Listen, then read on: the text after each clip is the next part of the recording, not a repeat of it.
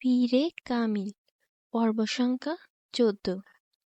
আমার নাম ভিনেস এডওয়ার্ড, সালার দিকে হাত বাড়িয়ে বলল মেয়েটা। সালার লাইব্রেরির বুকশেলফ থেকে বই বের করছিল যখন মেয়েটা কাছে আসে।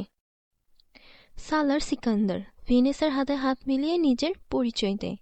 আমি জানি তোমার পরিচয় দেওয়ার প্রয়োজন নেই, উষ্ণভাবে বলল ভিনেস। সালার যদিও ভিনেসকে বলল না তারও পরিচয় দেওয়ার প্রয়োজন নেই। ক্লাসের ৫০ জনের সবার নাম এবং পরিচয় জানে ও, এমনকি প্রত্যেকের সংক্ষিপ্ত বায়োডাটাও কোনো রকম না আটকে বলে দিতে পারবে। যেমন এখন এটা বলে অবাক করে দিতে পারত যে ভিনেস নিউ জার্সি থেকে এসেছে, ওখানে ১ বছর বেভারেজ কোম্পানিতে কাজ করেছিল, তার কাছে মার্কেটিংয়ের একটা ডিগ্রি আছে, এখানে অপর ডিগ্রির জন্য এসেছে। ওর চেয়ে কমপক্ষে ৬-৭ বছরের বড় সে, যদিও নিজের উচ্চতা এবং দৈহিক গঠনের জন্য ওকে বড় মনে হয়, কিন্তু নিজের ব্যাচে সবচেয়ে কম বয়সী ও। ব্যাচে একমাত্র ওই কোনো ধরনের জব না করে সোজা MBA করতে এসেছে। অন্য সবার কাছে কোথাও না কোথাও কয়েক বছর কাজ করার অভিজ্ঞতা ছিল, কিন্তু এই সময় ভিনেসকে এসব বলে নিজেকে কুল দেখানোর ইচ্ছে নেই ওর। আমি যদি আপনাকে কফির আমন্ত্রণ জানাই, পরিচিত হয়ে বলল ভিনেস, তাহলে আমি আপনার আমন্ত্রণ গ্রহণ করব। ভিনেস হাসে। তাহলে চলুন কফি খেতে যাই। সালার হাত উঁচিয়ে বইটা শেলফে রেখে দিল। ক্যাফেটেরিয়ায় বসে দুজন আধা ঘন্টার মতো কথা বলে। এটা ছিল সালারের সাথে ভিনেসের পরিচয়ের সূচনা। ওর জন্য মেয়েদের সাথে সম্পর্ক গড়ে তোলা কঠিন না, এই কাজ খুব দক্ষ হাতে করতে জানে। এবার ব্যাপারটা আরও সহজ ছিল ভিনেসের পক্ষ থেকে পা বাড়ানোর ফলে। ৩-৪ বার দেখা করে এক রাতে ভিনেসকে নিজের ফ্ল্যাটে আমন্ত্রণ জানায়। ভিনেস বিনা দ্বিধায় সে আমন্ত্রণ লুফে নেয়। ওরা ক্লাস শেষে একসাথে অনেক জায়গায় ঘোরাঘুরি করে। ফ্ল্যাটে ফিরতে অনেক রাত হয়ে যায়। সালার কিচেনে ড্রিঙ্কস তৈরি করছিল। ভিনেস এদিক ওদিক পায়চারি করে অ্যাপার্টমেন্ট দেখে। কিছুক্ষণ পর কিচেন কাউন্টারের সামনে দাঁড়াই। খুব গোছানো অ্যাপার্টমেন্ট। আমি ভেবেছিলাম একা থাকো, অ্যাপার্টমেন্টের অবস্থা জগাখিচুড়ি হবে, কিন্তু তুমি তো দেখছি খুব সুন্দর গুছিয়ে রেখেছো। এভাবেই থাকো নাকি এই গোছগাছ বিশেষ করে আমার জন্য? একটা গ্লাস ভিনেসের থেকে বাড়িয়ে দেয় সালার। আমি এভাবেই থাকি, সুশৃঙ্খল স্টাইলে। নিজের গ্লাসে চুমুক দিয়ে ওটা কাউন্টারে রাখে। ভিনেসের কাছাকাছি এসে কাঁধে হাত দেয়। ভিনেস চোখে হাসল, আর একটু কাছে টানে, কিন্তু হঠাৎ থেমে যায়। ওর চোখ ভিনেসের গলার চেইনে ঝুলতে থাকা মুক্তার দিকে, যা আজকেই প্রথম দেখেছে। ঠান্ডা আবহাওয়ার কারণে ভিনেস সবসময় ভারী সোয়েটার জ্যাকেট পরে চলাফেরা করত।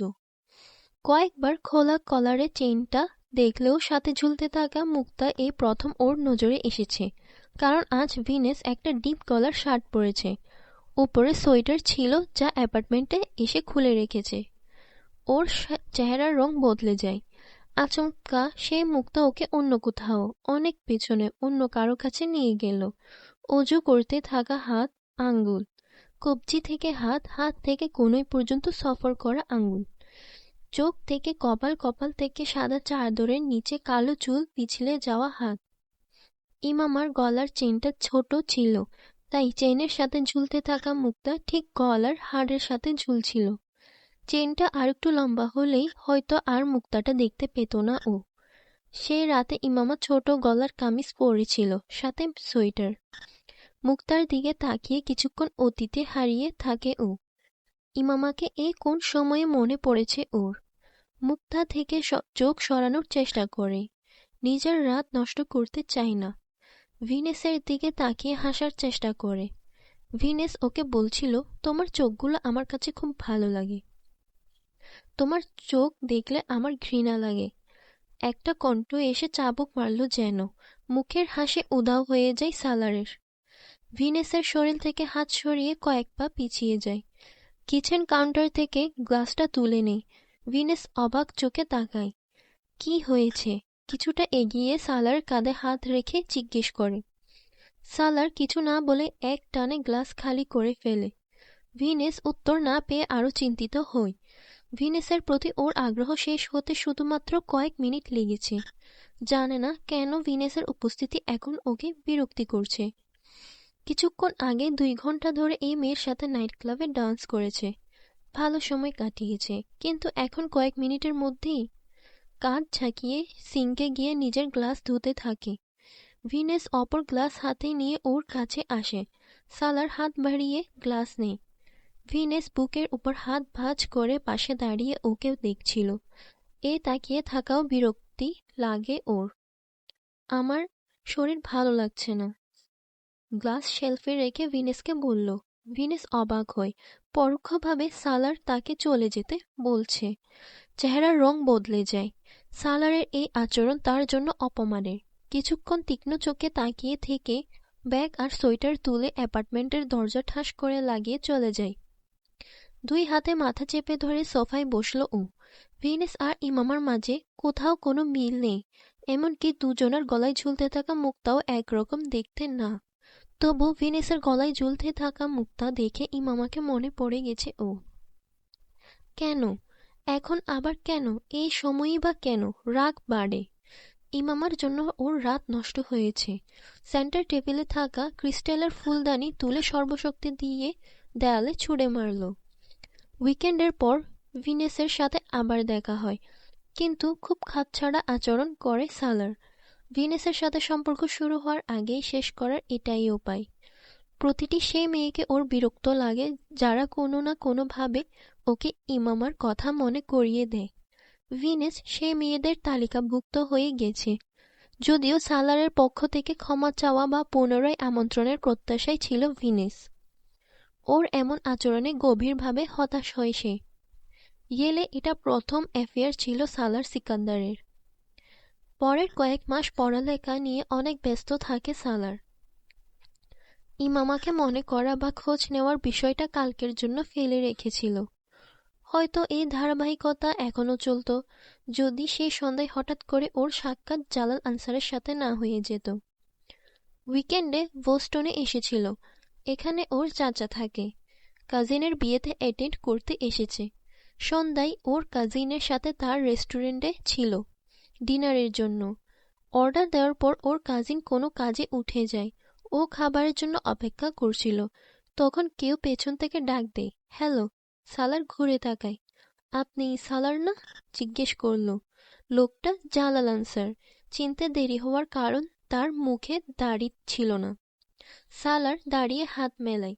1 বছর আগের সে অ্যাডভেঞ্চার চোখের সামনে তাজা হয়ে ওঠে। আলাপচারিতা শেষে জালালকে খাবারের আমন্ত্রণ জানায় ও। না, আমার একটু তাড়া আছে, আপনার উপর হঠাৎ চোখ পড়ায় চলে এসেছি। জালাল হাত ঘড়ির দিকে তাকিয়ে বলল। ইমামা কেমন আছে? কথা বলতে বলতে জিজ্ঞেস করে। সালার ভাবল প্রশ্ন ঠিকমতো শুনতে পাইনি। সরি, আমি বুঝতে পারিনি আপনি কি জিজ্ঞেস করেছেন। জালাল নিজের প্রশ্নের পুনরাবৃত্তি করে। আমি ইমামার কথা জিজ্ঞেস করছি, ও কেমন আছে। সালার পলকহীন তাকিয়ে রইল। জালাল ওর কাছে কেন ইমামার কথা জানতে চাই? আমি জানি না, এটা তো আপনার জানার কথা। কিছুটা বিভ্রান্ত ভঙ্গিতে কাঁধ ঝাঁকিয়ে বলল। এবার জালাল অবাক হয়। আমি কেন? কারণ আপনার স্ত্রী ও। আমার স্ত্রী? জালাল যেন আকাশ থেকে পড়ে। কি বলছেন? আমার স্ত্রী কিভাবে হবে? আমি ওকে বিয়ে করতে অসম্মতি জানিয়েছি, আপনার ভালো করে জানা। 1 বছর আগে আপনিই তো এসেছিলেন আমার সাথে কথা বলতে।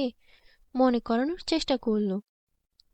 আমি তো আপনাকে এটাও বলেছিলাম যে আপনি ওকে বিয়ে করে নিন। সালার অবিশ্বাস্য চোখে জালালকে দেখে। আমি তো এটা ভেবে এসেছি হয়তো আপনি ওকে বিয়ে করেছেন। তার মানে আপনি ওকে বিয়ে করেননি? সালার জিজ্ঞেস করে জালালকে। না, আপনার সাথেই তো সব কথা হয়েছিল। আমি না বলে দিয়েছিলাম। তাহলে ওর সাথে আমার বিয়ে কিভাবে হবে? শুনেছিলাম বাড়ি ছেড়ে চলে গেছে। আমি মনে করেছি আপনার সাথে গেছে, তাই আপনাকে দেখে জানতে এসেছি। আমি জানি না ইমামা কোথায়। গত 7-8 মাস ধরে নিজেই এখানে, সালার বলল। আর আমি এখানে এসেছি 2 মাস হলো, জালাল বলল। আমাদের দেখা হওয়ার পর ইমামা আপনার সাথে যোগাযোগ বা দেখা করার চেষ্টা করেনি? না, আমার সাথে আর কোনো দেখা বা যোগাযোগ করেনি। এটা কিভাবে সম্ভব? লাহোর গিয়ে আপনার সাথে যোগাযোগের চেষ্টা করেনি ও? আমার সাথে যোগাযোগ করলেই বা কি হতো? ইমামা আপনার জন্য বাড়ি ছেড়েছে, আপনার কাছেই যাওয়ার কথা ওর। আমার জন্য বাড়ি ছাড়েনি ও। আপনি তো ভালো করেই জানেন আমি বলে দিয়েছি আমার পক্ষে ওকে বিয়ে করা সম্ভব না। তাই এটা বলবেন না আমার জন্য বাড়ি ছেড়েছে ও। জালালের কথার ধরন পাল্টে গেল। সব কথা আপনার সাথেই তো হয়েছে আমার। আপনি সত্যি বলছেন ইমামা আপনার কাছে আর ফিরে যায়নি? মিথ্যে কেন বলবো? যদি আমার সাথেই থাকতো তাহলে আপনার কাছে খবর নিতে আসতাম।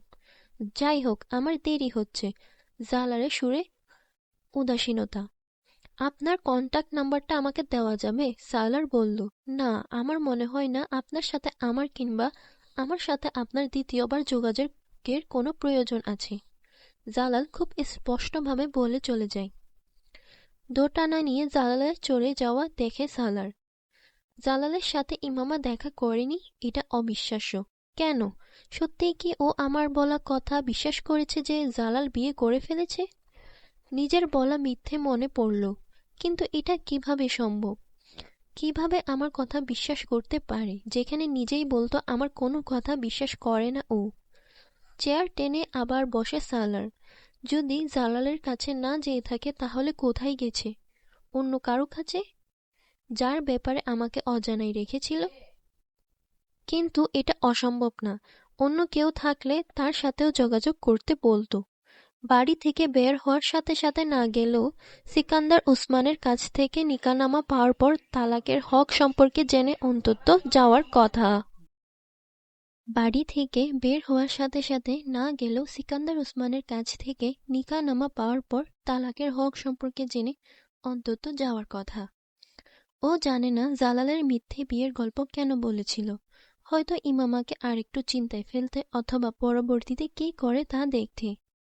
না হলে ইমামার অনুরোধে বিরক্ত হয়ে উঠেছিল বলে। আবার জালালের সাথে গিয়ে দেখা করো।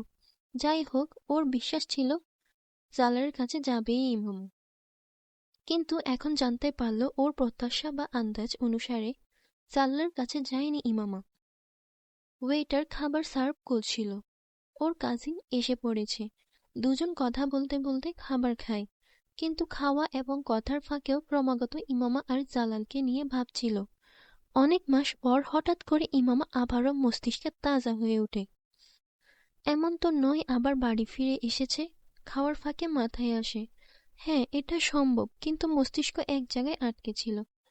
পাপার সাথে আমাকে কথা বলতে হবে, তিনি নিশ্চয়ই এই ব্যাপারে জানেন। সিকান্দার উসমানও বিয়েতে যোগ দিতে ওখানে এসেছিলেন। বাড়ি ফিরে তাকে একা পেয়ে ব্যাপারে জিজ্ঞেস করে। পাপা, ইমামা কি বাড়ি ফিরে এসেছে? সরাসরি প্রশ্ন করল সালার। ওর প্রশ্ন কিছুক্ষণের জন্য সিকান্দার উসমানকে নীরব রাখে। তুমি কেন জিজ্ঞেস করছো? কড়া গলায় বললেন। বেশ এমনিতেই। ইমামার ব্যাপারে এত ভাবার দরকার নেই।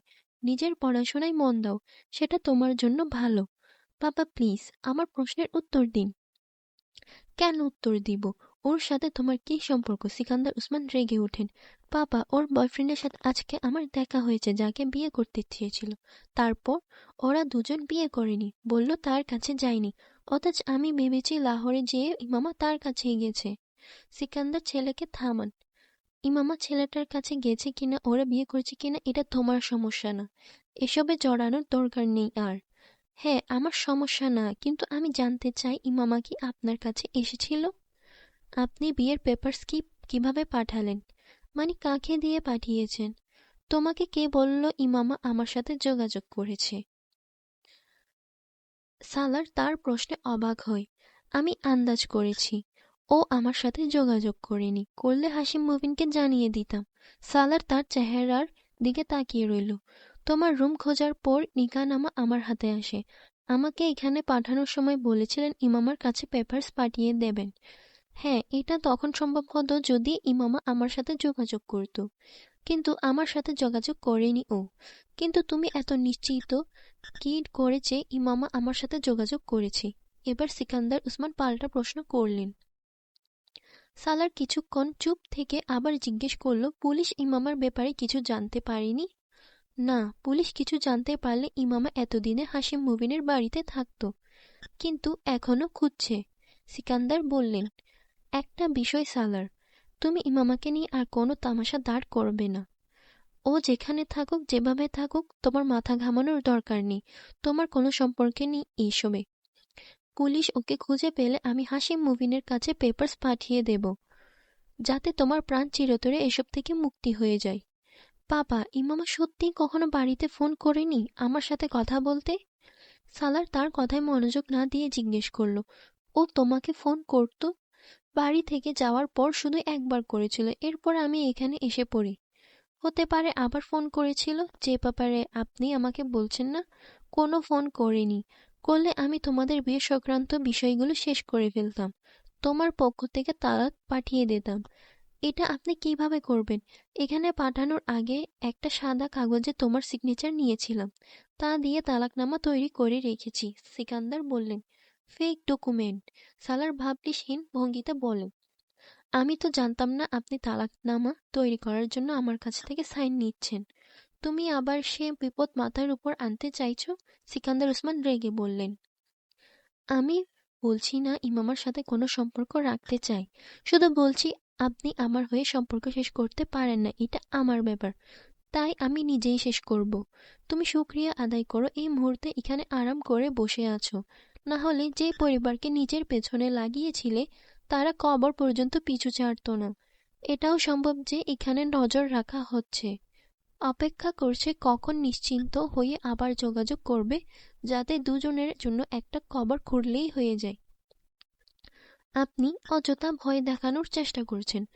প্রথম কথা হচ্ছে, আমি এটা মানতে প্রস্তুত না এখানে আমেরিকায় কেউ আমার উপর নজর রাখছে, তাও এতদিন কেটে যাওয়ার পর। আর দ্বিতীয় কথা হচ্ছে, ইমামার সাথে আমি কোনো যোগাযোগ করছি না, কারণ সত্যিই জানি না ও কোথায়, সুতরাং যোগাযোগের প্রশ্নই ওঠে না। তাহলে এত কনসাস হওয়ার কি দরকার? ইমামা যেখানে আছে যেভাবে আছে থাকতে দাও। সিকান্দার কিছুটা স্বস্তি পেলেন। আমার মোবাইল বিল চেক করুন, ওটা ইমামার কাছে। আগে বাদ দিলেও এখন হয়তো আবার ব্যবহার করছে না, মোবাইল স্থায়ীভাবে বন্ধ। কিছু কল করেছিল মেডিকেলে পড়া ওর ফ্রেন্ডদের কাছে। পুলিশ ইতিমধ্যে সেই মেয়েদের জিজ্ঞাসাবাদ করেছে। লাহোর গিয়ে এক মেয়ের বাড়িতে যায়, কিন্তু মেয়েটা পেশোয়ারে ছিল। মেয়েটা বাড়ি ফেরার আগেই ওখান থেকে চলে গেছে। কোথায় গিয়েছে পুলিশ এখনো জানতে পারেনি। সালার তীক্ষ্ণ চোখে তার দিকে তাকিয়ে থেকে বলল, হাসান আপনাকে আমার আর ইমামার ব্যাপারে বলেছিল? সিকান্দার কিছু বলতে পারলেন না। ইমামার কাছে মোবাইল থাকার ব্যাপারটা শুধু হাসান জানে, অন্তত এটা রুমে খুঁজে জানার কথা না। তার সাথে কথা বলতে গিয়ে হুট করে হাসানের উপর সন্দেহ তৈরি হয়, কারণ সিকান্দার ওসমান সেসব ছোটখাটো বিষয়ও জানেন যা কেবল ওর আর হাসানের মাঝে সীমাবদ্ধ ছিল। যেহেতু ও জানায়নি, তাই নিঃসন্দেহে হাসানই তাকে পুরো বিষয় জানিয়েছিল। আমাকে হাসান বলুক বা অন্য কেউ, তাতে কি আসে যায়? এমন তো হওয়ার ছিল না যে আমি কখনো এই ব্যাপারে জানতে পারতাম না। আমার বোকামি ছিল হাশিম মুবিনের কথায় সিরিয়াস না হয়ে তোমার মিথ্যেই বিশ্বাস করা। সালার কিছুই বলল না, কপালে ভাঁজ নিয়ে শুধু তাকে দেখছিল এবং শুনছিল। একবার এ পরিস্থিতি থেকে টেনে বের করেছি, সুতরাং আগামীতে এমন কিছু করবেন না যে। সিকান্দার ওসমান নরম সুরে বলতে শুরু করলেন, কিন্তু কথা শেষ হওয়ার আগে এক ঝটকায় উঠে রুম থেকে বেরিয়ে যায় সালার। সিকান্দার ওসমানের সাথে কথা বলার পর সারা রাত পুরো বিষয়টা নিয়ে ভাবে সালার। এই প্রথম হালকা আফসোস ও অনুশোচনা কাজ করে। ওর উচিত ছিল ইমামার অনুরোধ মেনে তখনই তালাক দেওয়া, তাহলে হয়তো জালালের কাছে গিয়ে মেয়েটা বিয়ে করে স্থায়ী হতে পারত। ইমামার প্রতি গভীর অপছন্দ বোধ থাকা সত্ত্বেও এই প্রথম নিজের দোষ স্বীকার করে। আমার সাথে আর যোগাযোগ করেনি, তালাক নেওয়ার জন্য কোর্টেও যায়নি। ওর পরিবার এখনো খুঁজছে, জালাল আনসারের কাছেও আসেনি, তাহলে গেল কোথায়? ওর সাথে কোনো দুর্ঘটনা? খুব গম্ভীর হয়ে কোনো রকম বিরক্তি আর রাগ ছাড়া ইমামাকে নিয়ে ভাবে, এটা সম্ভব না। আমার প্রতি এত ঘৃণা ও অপছন্দ থাকা সত্ত্বেও আমার স্ত্রী হয়ে কোথাও নীরবে জীবনযাপন করছে ও। তাহলে কেন কারো সাথে যোগাযোগ করেনি? 1 বছরের বেশি হয়ে গেছে, তাহলে কি সত্যি কোনো দুর্ঘটনা ঘটেছে? কি দুর্ঘটনা ঘটতে পারে ওর সাথে? ভাবতে ভাবতে ভাবনায় মোড় ঘুরে যায়। দুর্ঘটনা ঘটলেও আমার কি? ও নিজের রিস্কে বাড়ি থেকে বেরিয়েছিল। দুর্ঘটনা যে কোনো সময় যে কারোর সাথে ঘটতে পারে, তাই আমার ওকে নিয়ে এত চিন্তা করার কি আছে? পাপা ঠিক বলেছে, যেহেতু ওর সাথে আমার কোনো সম্পর্ক নেই, সুতরাং ওর ব্যাপারে আমার এত আগ্রহ রাখা উচিত না, বিশেষ করে এমন একটা মেয়ের ক্ষেত্রে যে উপকারের ব্যাপারে অকৃতজ্ঞ, যে নিজেকে অন্যদের চেয়ে ভালো এবং আমাকে সবচেয়ে বেশি খারাপ মনে করে। ওর সাথে যাই ঘটুক ভালো হয়েছে, সে সেটারই প্রাপ্য। মাথা থেকে ইমামার চিন্তা ঝেড়ে ফেলল। কিছুক্ষণ আগের আফসোস হারিয়ে যায়, কোনো অনুশোচনা অবশিষ্ট থাকে না। তাছাড়া ছোটখাটো বিষয়ে আফসোস করায় অভ্যস্ত ছিল না ও। আরামসে চোখ বন্ধ করে নেই। এখন আর মস্তিষ্কের কোথাও দূর দূরান্তে ইমামা হাসিমকে নিয়ে কোনো চিন্তার ছিটেফোঁটা ছিল না। কখনো ভ্যান্ডম গেছো? সেদিন ইউনিভার্সিটি থেকে বেরিয়ে সালারকে জিজ্ঞেস করলো মাইক। একবার। কেমন জায়গা? মাইক জানতে চায়। খারাপ না, সালার মতামত জানাই। চলো, এই উইকেন্ডে ওখানে যাই। কেন? আমার গার্লফ্রেন্ডের খুব পছন্দ জায়গাটা, প্রায়ই যাই ওখানে। তাহলে তোমাদের যাওয়া উচিত, সালার বলল। না, সবাই চলো, বেশি মজা হবে, মাইক বলল। সবাই বলতে কারা? এবার দানিশ কথাই যোগ দে। আমার সব বন্ধুরা, আমি, সালার, তুমি, সেটি আর সাদ। সাদকে বাদ দাও, নাইট ক্লাবের নাম শুনলে হাত দিয়ে কান চেপে ধরবে, ও না হলে লম্বা চওড়া বক্তৃতা দেবে। আচ্ছা, তাহলে চলো আমরা যাই, দানিশ বলল। স্যান্ড্রোকে বলো গার্লফ্রেন্ডের নাম নেই সালার। উইকেন্ডে সবাই মিলে ভ্যান্ডম যায় ওরা। 3-4 ঘন্টা এনজয় করে রাতে ফেরে। পরদিন সকালে সালার দেরি করে ঘুম থেকে ওঠে। লাঞ্চ তৈরি করছিল যখন সাদের কল আসে। এখন উঠেছ? সাদ ওর কণ্ঠ শুনে বলল। হ্যাঁ, 10 মিনিট আগে। রাতে বাইরে ছিলে নিশ্চয়ই, সাদ অনুমান করে। হ্যাঁ, আমরা ছিলাম। সালার নাইট ক্লাব শব্দটা এড়িয়ে যায়। আমরা কারা? তুমি আর স্যান্ড্রা? না, পুরো গ্রুপ। পুরো গ্রুপ? আমাকে নিলে না? মরে গেছিলাম আমি। সাদ জ্বলে ওঠে। তোমার কথা মনেই পড়েনি আমাদের, সালার ইয়ার্কির সুরে বলে। তুমি খুব বাজে সালার, খুব বেশি বাজে। দানিশও ছিল। আমরা সবাই, ডিয়ার, সবাই। সালার আগের সুরেই বলল। তোমা তোমরা আমাকে নিয়ে যাওনি কেন? সাদার রাগ বাড়ে। তুমি এখনো বাচ্চা, বাচ্চাদের সব জায়গায় যেতে নেই। আমি এসে তোমার পা ভাঙলে বুঝবে এই বাচ্চা কি।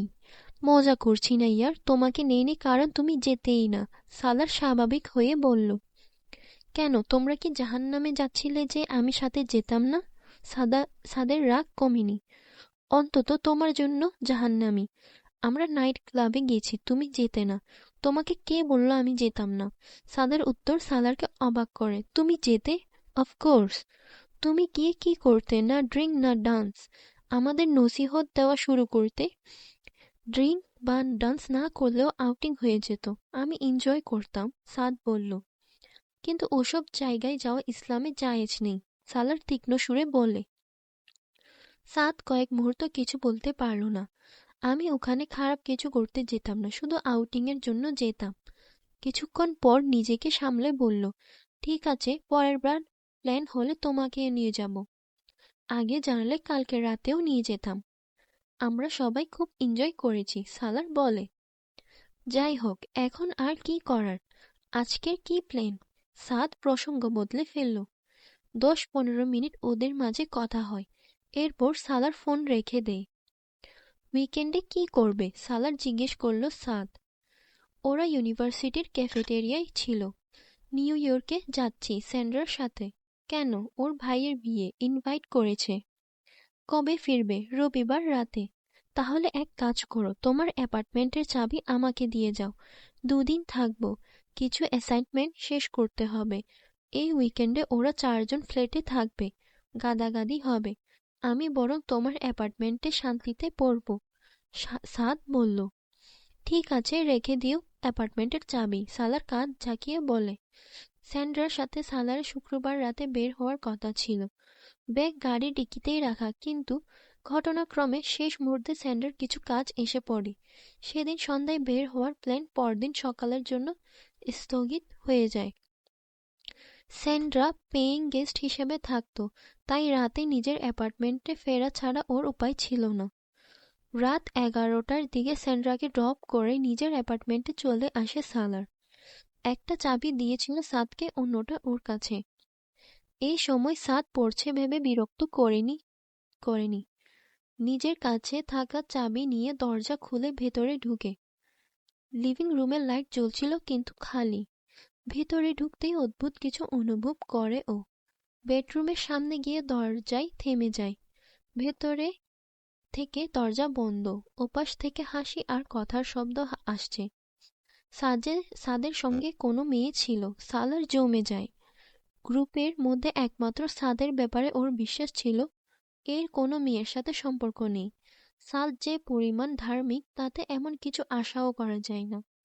সালার আগে বাড়ায় না, অবিশ্বাস নিয়ে পিছিয়ে আসে। লিভিং রুমের বোতল আর গ্লাসের উপর চোখ পড়ে। সেখানে থেকে কিচেন কাউন্টারে, যেখানে খাবারের প্লেট এখনো পড়ে আছে। আর একটুও দেরি না করে নিঃশব্দে অ্যাপার্টমেন্ট থেকে বেরিয়ে যায়। এটা বিশ্বাস করার মতো না যে সাদ একটা মেয়ের সাথে থাকতে এসেছে। একেবারেই অবিশ্বাস্য। যে মানুষ হারার মাংস খায় না, মদ খায় না, 5 ওয়াক্ত নামাজ পড়ে, সারাক্ষণ ধর্মের কথা বলে, সবাইকে নসিহত করে, সে একটা মেয়ে নিয়ে বেডরুমে দরজা বন্ধ করে কিং কর্তব্যবিমূঢ় হয়ে যায়। সালার বোতল আর গ্লাস ইঙ্গিত দিচ্ছিল ড্রিঙ্ক করা হয়েছে। খাবার এনে খাওয়া হয়েছে সে ফ্রিজার আর কিচেনে, যেখানে পানি পর্যন্ত খেতে প্রস্তুত ছিল না। হাসি আসে ওর। যে নিজেকে যত ভালো আর সত্যিকার মুসলমান প্রমাণ করার বা দেখানোর চেষ্টা করে সে তত বড় ভণ্ড। এক হচ্ছে এই মানুষ যে এমন ভান করে পুরো আমেরিকায় একজনই মুসলমান, আর সেটা ইনি। আরেকজন ছিল ইমামা হাশিম, যে তাঁবুর মতো চাদর জড়িয়ে ঘুরত, আর চরিত্র হচ্ছে এক ছেলের জন্য বাড়ি থেকে পালানো মেয়ে, অথচ সেজে বেড়ায় সত্যকার মুসলমান। নিচে এসে গাড়িতে বসে ঘৃণা ভরা ভাবে সালার। মুনাফিকি ও মিথ্যের সীমা এদের কাছে এসে শেষ হয়ে যায়। পার্কিং থেকে গাড়ি বের করার সময় বিড়বিড় করে, স্যান্ডার কাছে যাওয়া সম্ভব না, তাই দানিশের কাছে যাওয়ার সিদ্ধান্ত নেয়। সালারকে দেখে অবাক হয় দানিশ। অজুহাত দেখায় বোর হচ্ছিল বলে রাত কাটাতে চলে এসেছে। দানিশ নিশ্চিন্ত হয়ে যায়। রবিবার রাতে যখন সালার অ্যাপার্টমেন্টে ফিরল তখন সাদ ছিল না। কোথাও এমন কোনো চিহ্নও পাওয়া যায় না যা দেখে বোঝা যাবে এখানে কোনো মেয়ে এসেছিল। ওয়াইনের বোতলও কোথাও ছিল না। ঠোঁট চেপে হেসে পুরো অ্যাপার্টমেন্টের তল্লাশি চালায় ও। সবকিছু তেমনই আছে যেভাবে রেখে গেছে। নিজের জিনিসপত্র রেখে সাদকে ফোন করে কিছুক্ষণ এদিক সেদিকের কথা বলে আসল কথায় চলে আসে। তোমার পড়াশোনা ভালো হয়েছে? অ্যাসাইনমেন্ট শেষ? হ্যাঁ ইয়ার, 2 দিন খুব ভালো পড়েছি, অ্যাসাইনমেন্ট শেষ প্রায়। তোমার ট্রিপ কেমন গেল? খুব ভালো। কতক্ষণ লেগেছে যেতে? রাতের জার্নিতে সমস্যা হয়নি? না, রাতে জার্নি করতে হয়নি। মানে কি? মানে শুক্রবার রাতে না, শনিবার সকালে গিয়েছি আমরা। তাহলে রাতে কি স্যান্ড্রার সাথে ছিলে? না, দানিশের সাথে। অ্যাপার্টমেন্টে চলে আসতে এসেছিলাম। অপর পাশ নীরব হয়ে যায়। সালার মনে মনে হাসে। সাদের পায়ের নিচ থেকে নির্ঘাত মাটি সরে গেছে। এসেছিলে? কখন? সাদ কোনোরকম আটকে আটকে জিজ্ঞেস করলো। 11টার দিকে। তুমি কোনো মেয়ের সাথে ব্যস্ত ছিলে। আমি ডিস্টার্ব করা ঠিক মনে করিনি, তাই চলে এসেছি। আন্দাজ করতে পারছিল সাদের উপর দিয়ে তখন কি যাচ্ছে। সাদের কল্পনার জগতেও হয়তো ছিল না সালার এভাবে হাটে হাড়ি ভাঙবে। যাই হোক, তুমি কখনো তোমার গার্লফ্রেন্ডের পরিচয় করাওনি কেন? সাদের শ্বাস নিতেও যেন কষ্ট হচ্ছিল। ও তা টের পায়। হ্যাঁ, করাবো, বিড়বিড় করে বলল সাদ। কিন্তু তুমি কাউকে বলবে না। আমি কেন বলতে যাব? ভয় পাওয়ার দরকার নেই। সালার বন্ধুর অবস্থা বুঝতে পারছিল ওর করুণা হয়। সে রাতে কয়েক মিনিট পরই ফোন রেখে দেয় সাদ। বন্ধুর বিব্রতকর অবস্থা ভালো করেই বুঝতে পারে ও। এই ঘটনার পর মনে করেছিল সাদ আর কখনো ওর সামনে ধর্মের ভক্তি নিয়ে কথা বলবে না। কিন্তু সাদের মধ্যে কোনো পরিবর্তন দেখতে না পেয়ে অবাক হয়। সাদ এর পরও একই গতিতে ধর্ম নিয়ে কথা বলে, নামাজ পড়ার নসিহত করে, দান সদকা করতে বলে, আল্লাহর প্রতি ভালোবাসা নিয়ে কথা বলার জন্য ঘন্টার পর ঘন্টা তৈরি থাকে। ধর্ম নিয়ে কথা বলতে গিয়ে আয়াত বা হাদিসের উদ্ধৃতি এলে চোখে পানিও চলে আসে। ওদের গ্রুপ ছাড়াও অনেকেই সাদের দ্বারা প্রভাবিত ছিল, সাদের চরিত্রে মুগ্ধ হতো, আল্লাহর প্রতি এমন ভালোবাসা দেখে ঈর্ষা করত, যে ছিল একজন আদর্শ মুসলিম যৌবনের ব্যস্ত জীবনেও। এতে কোনো সন্দেহ নেই যে সাদ কথা বলতে জানে, বর্ণনার ধরনই এমন, যা অন্যকে প্রভাবিত করে ফেলে। পরিচিতদের মধ্যে শুধু সালার ছিল যার উপর সাদের কোনো নসিহত কাজ করত না, যে সাদকে দেখে বিন্দু পরিমাণ প্রভাবিত বা ঈর্ষার শিকার হতো না। সালার মানে না সাদের মুখের দাড়ি সাদের বিশ্বাস আর ভদ্রতার প্রমাণ। সাদের করা অন্যদের প্রতি শ্রদ্ধা, ভালো আচার আচরণও সালারকে বোঝাতে সফল হয়নি। ইমামার মাধ্যমে ধার্মিক মানুষদের প্রতি অপছন্দ শুরু হয়েছিল ওর। জালাল সেই অনুভূতি এগিয়ে নেয় এবং সাদ তা চরমে পৌঁছে দিয়েছে। ওর মতে ধার্মিকদের চেয়ে বেশি ভণ্ড আর ধোঁকাবাজ অন্য কেউ হয় না। দাড়িওয়ালা পুরুষ এবং পর্দাশীল নারী যে কোনো ধরনের বরং সব ধরনের মন্দের বশীভূত হতে পারে, অনেক ক্ষেত্রে তাদের চেয়েও বেশি যারা নিজেদেরকে ধার্মিক দাবি করে না। ঘটনাক্রমে দেখা হয়ে যাওয়া এই তিনজন মানুষ ওর সে মতকে দৃঢ় করে তোলে। ইমামা হাশিম পর্দা করা এক মেয়ে, যে এক ছেলের জন্য নিজের ফিয়ন্সে, ফ্যামিলি, এমনকি বাড়িঘর ছেড়ে রাতের অন্ধকারে পালিয়েছে। জালাল আনসার দাড়িওয়ালা ছেলে, হুজুর সাল্লাল্লাহু আলাইহি ওয়াসাল্লামকে ভালোবেসে নাত আবৃত্তি করে এক মেয়ের সাথে অ্যাফেয়ার চালিয়ে সে মেয়েকে মাঝ রাস্তায় একা ফেলে পাশ কেটে পড়েছে।